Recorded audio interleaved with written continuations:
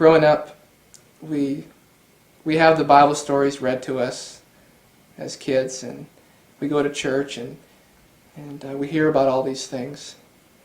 And I did believe it. I really did. I believed in the Lord, and I didn't have any doubt.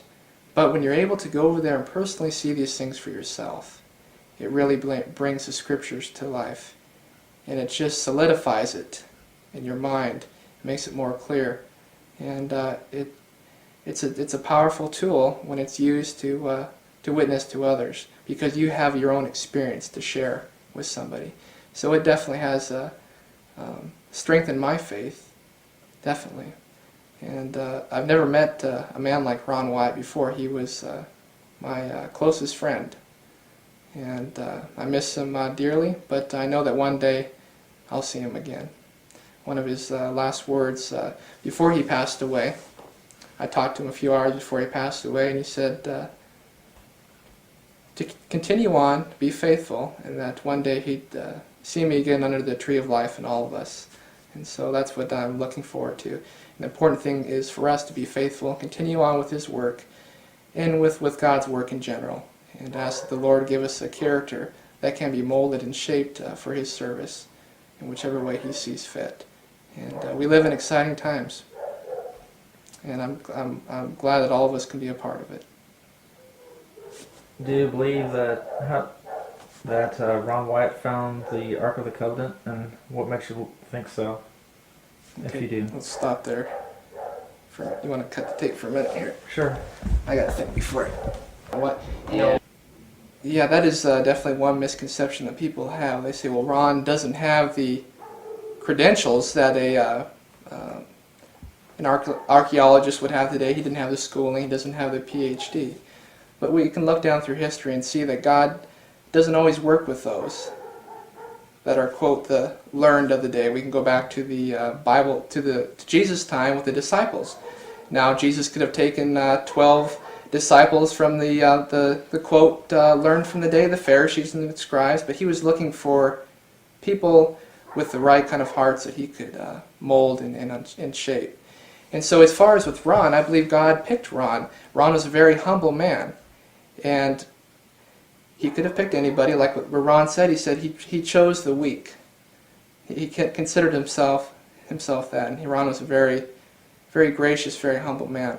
I made a trip with Ron in 1994, the fall of 1994, once in November and again in December of that year, to Qumran, where the traditional Dead Sea Scrolls were found. Ron was going to do some excavation there for the Israeli Antiquity Department.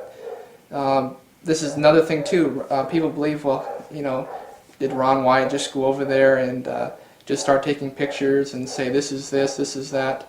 How would he get clearance to be able to do a dig on a site like this? This is one of the highly prized archaeological sites in the world. To be able to go there and do an excavation, you're going to have some contacts, and you're going to have to be a believable source.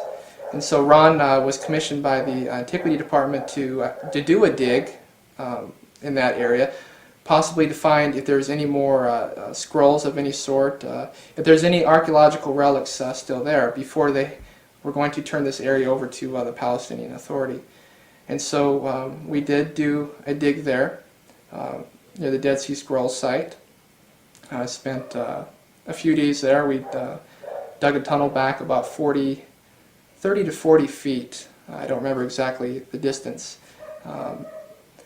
And we would bring the dirt out, and we were up on a embankment there where we had dug that hole. He picked up a gold reading in the area we were digging, so we were hoping to come into a chamber there, possibly to find something. But we did not find anything on that trip or the second trip.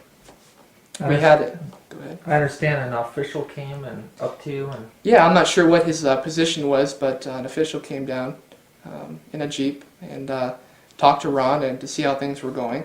And we didn't have any problems.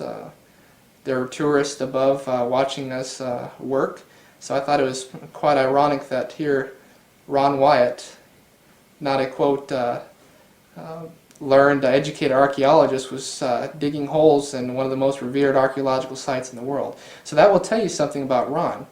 I think it really definitely boosts his credibility.